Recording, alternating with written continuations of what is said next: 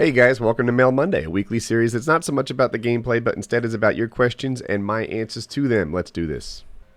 Hey Woody, I'm a big fan, been watching Mail Monday since the 6th video, but I now have a problem and I need your input. So my girlfriend said she was wanting to take our relationship to the next level and have sex. I'm ready, she's ready, we've been going out for 9 months, but the problem is, she's had sex before and I'm still a virgin. But that's not it. The guy she had sex with was my neighbor, and we're really good friends.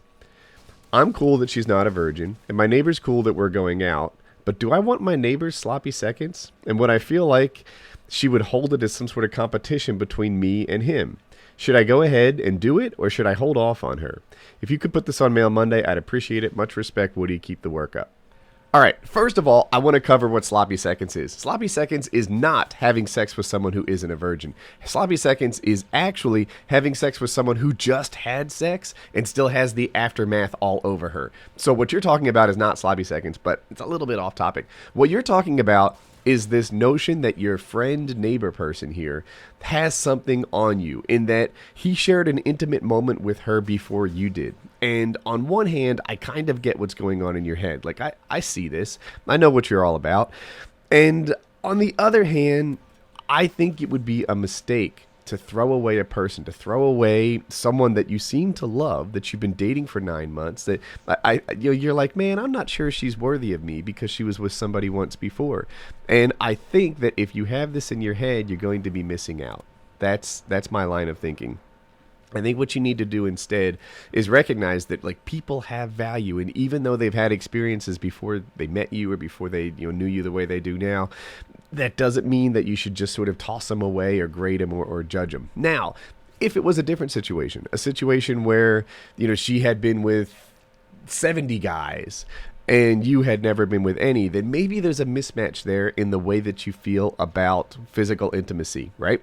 There's a possibility that if a girl's with, some big, large number of guys, then maybe she doesn't place the same sense of importance on, the act of sex that you do.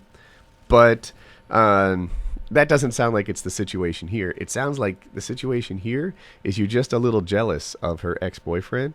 And I would suggest that rather than sort of, wrap your mind around that and not let it go, you do everything you can to let it go and enjoy what might be a really special time with a really special person. That's my thought here. And, yeah, so best of luck to you, really. I hope that you get over this and it doesn't just stick in your head all the time. I wish I had an aid, but you'll be all right. And girls have value even after their virginity's gone.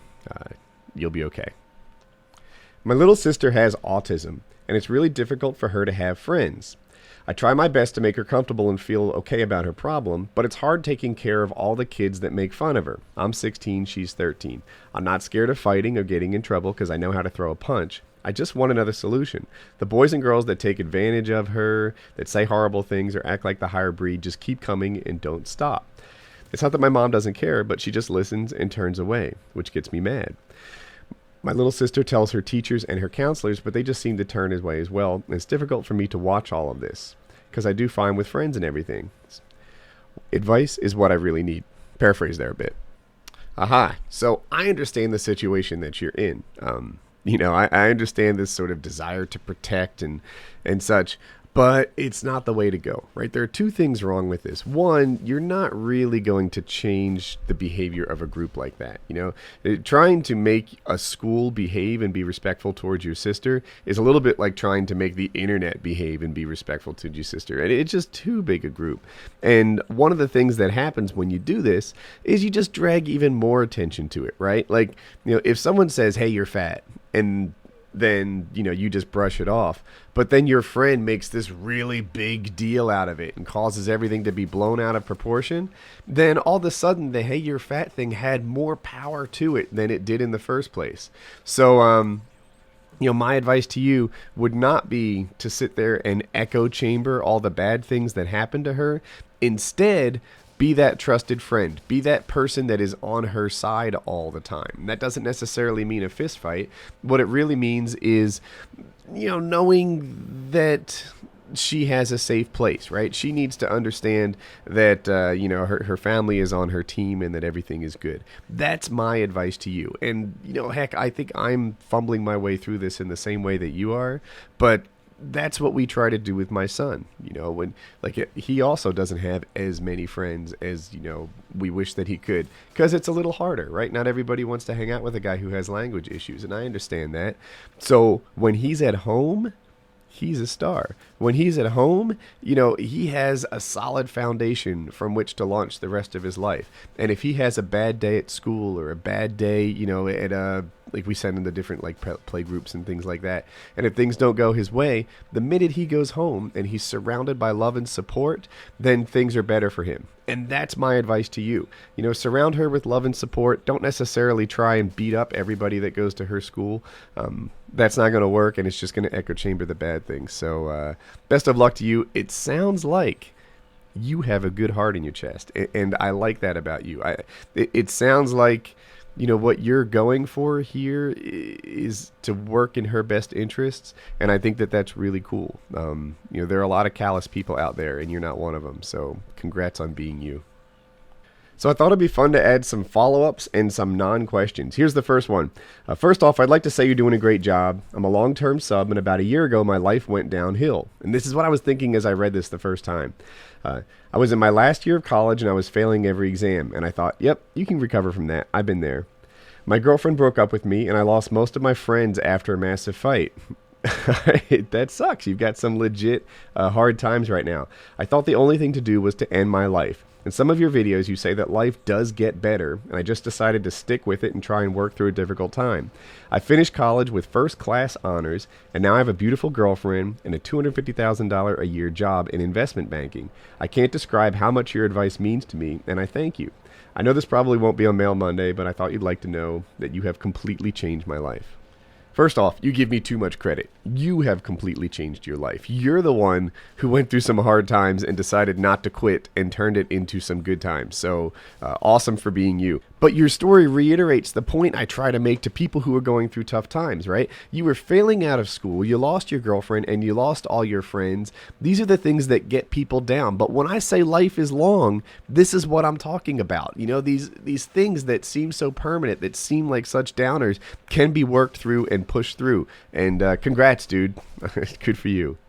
The next one isn't a letter because he did a follow-up video, but there was a young guy who said that he was, stuck in sort of the friend zone with this girl, and he was going on a mission trip with her, and he wanted to know if he should make a move. And I said, yes, make a move, and if it doesn't work out, then move on. But, do not sit here and wish that you had made a move, right? That's not the guy that you want to be. So he went on the mission trip, and he didn't make a move. Not exactly. He said he was going to under a starry night. The first night he just sort of sissed out, and then he was going to under a starry night, but it rained, so he didn't have the opportunity. But they talked, and they agreed that they were going to hook up. So I guess that's second best to actually hooking up. They have a verbal arrangement to be some sort of boyfriend-girlfriend thing. And I'm glad that he didn't just completely sis out and actually went forward with it. So good with you. Next time, kiss the girl. So I'm out of gameplay, but I'm going to do one more follow-up letter. Today I finally talked to my girlfriend after our row a couple of months ago, and I thought she hated me, but last night I thought about your go-get-it attitude, so I did it. I texted her late at night. I woke up this morning to a reply, and now we're talking again, and I'm truly proud of myself for sorting this thing out with this girl. Keep up the awesome videos and advice. I will never forget your part in this. Seriously, thank you. Again, I may have had a tiny part. I don't know. Even that seems bold. But you are the one who actually did it. You're the one who actually made it happen. Because it is so easy to sit back and live in this self-doubt. It is so easy to sit back and just let life roll along without sort of that go-get-it, right? I remember one time Wings of Redemption said something that's burned in my head. And it's kind of crude, but it's coming. We were recruiting for game battles. And we were like, we don't want people who just try. We don't want people who are just there to, have fun. He's like, we want the guy that takes home the prom queen and fucks her.